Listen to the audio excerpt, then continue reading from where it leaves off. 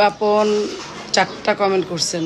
আপনার প্রথম কমেন্টে হইতেছে যে আপু আমার মেসেজটা কি দেখেন না, আমি আপনাকে বলছি আমি আমার হাজব্যান্ডকে ডিভোর্স দিয়েছি, আমি কি আমার কাবিনের টাকা পাবো?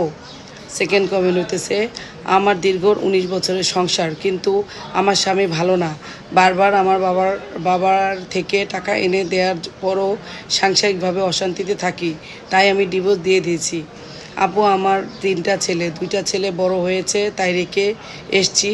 ছোট ছেলে আমার সাথে থাকে কিন্তু তার খোঁজ খবর খরচপাতি দেয় না। আপু একটু রিপ্লাই দিয়েন। দেখেন, ডিভোর্সটাই তো আর সমস্যার সমাধান না।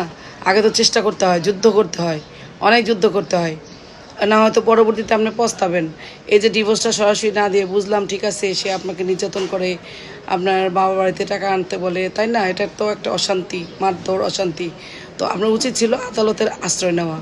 তা এই যে সে নির্যাতন করে বা টাকা পয়সা এনে দিতে বলে, আপনি তো আদালতে গিয়ে না নির্যাতন মামলা করতে পারতেন, যৌতুক মামলা করতে পারতেন। এইসব মামলা করে কিন্তু 100-র মধ্যে 70টা সংসার টিকতেছে, 30টা সংসার নষ্ট হইতেছে। কারণ যারা মিথ্যা মামলা করে তাদের সংসারটা নষ্ট হয়ে যায়। আর যার হাজব্যান্ড সত্যি সত্যি নির্যাতন করে, মারধর করে, এরকম টাকা পয়সার জন্য চাপ সৃষ্টি করে, তাদের হাজব্যান্ডরা কিন্তু ভয় পেয়ে ঠিকই ঠিক হয়ে সংসার করতেছে। আর যেই হাজব্যান্ড এগুলো করে না, বউ হাজব্যান্ডকে শাস্তি দেওয়ার জন্য মামলা করে, সেই মামলাগুলাই সেইখানেই তালাক হয়ে যাচ্ছে, সেই মামলা শেষ হয়ে যাচ্ছে, চলমান থাকা অবস্থা একদম শেষ অবধি চলে। আর ওয়াইফরাও দেখা গেল হাজব্যান্ডকে ডিভোর্স দিয়ে দিচ্ছে, এরকম কিন্তু হয় মিথ্যা মামলায়। কিন্তু রিয়েল মামলায় দেখা গেছে সংসার ম্যাক্সিমামই টিকে যায়। তো আপনি যে হুট করে দেখেন ডিভোর্স দিয়ে দিচ্ছেন, 3টা বাচ্চা আছে, 2টাকে রেখে আসছেন, একটা আপনার কাছে আছে, আপনার তো ওই 2টার জন্য মন পড়ে না? অবশ্যই পড়ে। কিন্তু আপনার রাস্তা নাই, তালাক দিয়ে দিচ্ছেন, দেখতে পারেন না, আর এই বাচ্চার খরচ দিতেছে না। আপনি জিজ্ঞেস করছেন যে দেনমোহর পাবেন কি না? অবশ্যই পাবেন।